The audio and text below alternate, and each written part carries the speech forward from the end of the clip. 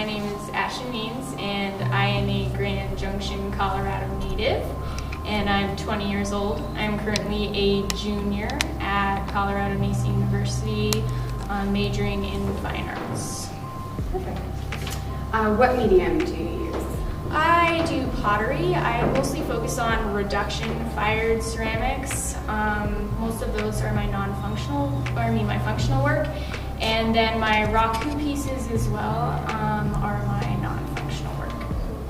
Okay, so that kind of broaden that a little for people that don't know the raku or any of those techniques, kind of what you when I do reduction fired, it's a cone-10 firing, so it's fired in a reduction fired kiln to 2400 degrees. And the raku work is a low fire technique, and it involves taking the piece out when it is red hot and putting it in a firing chamber with combustibles. They automatically light on fire, and then I close the lid of the firing chamber and it goes through a process called post-fire reduction, and that means that all the oxygen goes out of the firing chamber, and it's kind of a interesting firing and very unpredictable. The glaze turns out different every time based on the process used. So would you say you're more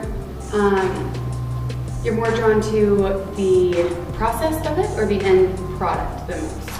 I think a little bit of both. I think that balance between it. I like the freedom that raku gives me because it is unpredictable and I can play with it a lot, but it's also a surprise every time you pull the piece out to see what happened in the process. That's fun. When did you first realize you were an artist? I heard it was at a pretty young age. It was. I don't think there was really a defining moment when I realized I was an artist, though. I've always been involved in the arts since I was really little. I did community theater and dance, and then started taking class at the Art Center when I was 11. So I've never had that defining moment that I went, oh, I want to do art. It's just something that has morphed into becoming my career and my passion from my past experiences. So is that, obviously you're working towards being a professional artist, is that definitely where you see yourself for the rest of your life, is to be an artist and make a living with your art? Yes, I definitely do. My dream job would to be a production potter. That's pretty amazing.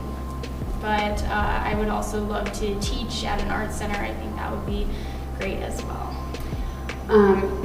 What's the next step for you? Obviously you're a junior, so you'll graduate next year. Will you go to grad school? Will you develop that way, or just start representing yourself in galleries? At this point, I'm kind of leaving it open. I would probably take a couple years off before I go to grad school. I kind of like to try and see what's out there for gallery-wise and jobs for artists and everything like that. But grad school is definitely an option for me. For this year, my goal is to kind of get my art out there a little more since I will be graduating soon, work on developing a website and some bigger pieces to try and get into some shows and broaden the galleries I show in outside of just the Grand Valley. Is there a famous artist that's influenced you the most, or even on a smaller scale, just any artist that's really influenced your art?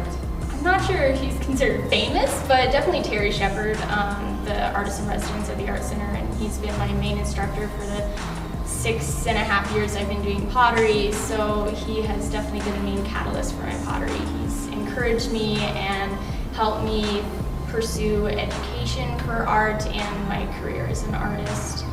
And I've been involved in classes at the Art Center for a very long time and had a lot of influences from the students in the classes as well. I've been able to see different styles and techniques from so many different potters that I've been able to pull a little bit from everyone and have this own style.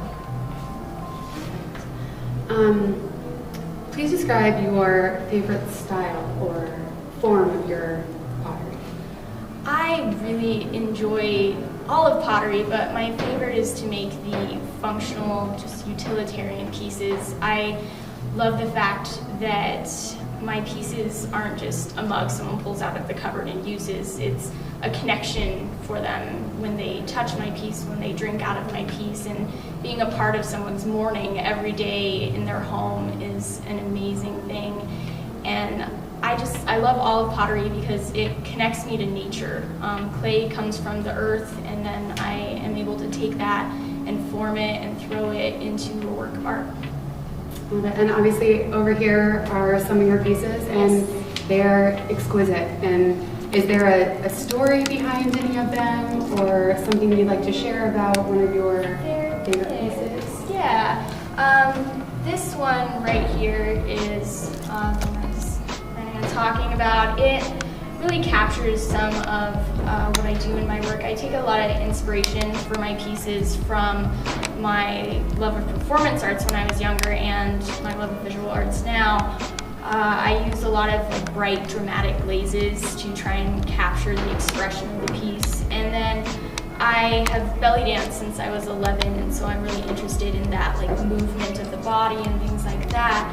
And so this has a very female figurative form. In a lot of my work you can see that soft curves rather than the harsh geometric lines.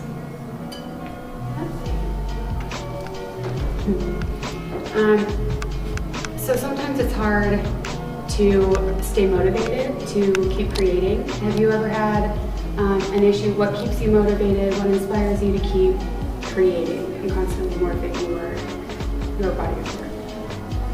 I love doing pottery, and I don't really view it as something I have to do, more as a growing passion every time I sit down at the wheel.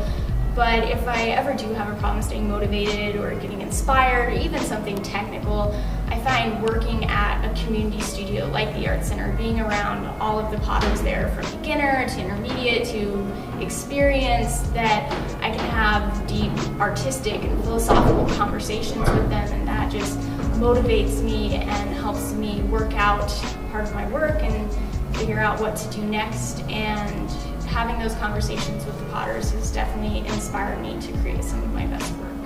Well, and I think art especially, it's always morphing, it's always changing, and so that has to help, having a community around you to kind of help you morph into that. Very much, yeah. Seeing the different styles and playing with different styles. Especially starting so young, because I saw all of these different styles when I was younger, and I was very influenced by who I worked with. And so as I grew as an artist, you could see that I took little bits from each potter until I finally found where I wanted my direction to go.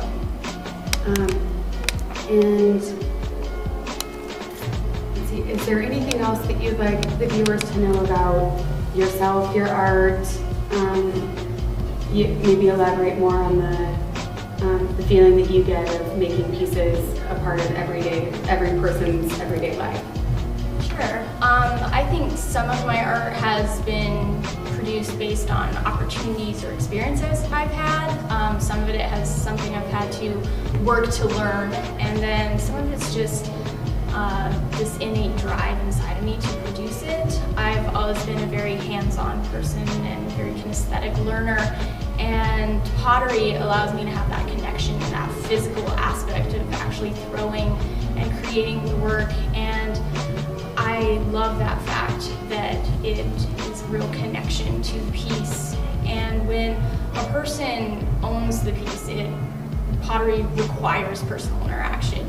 You don't just sit and you look at the piece, you have to touch it and pick it up and feel it, and I think that is amazing.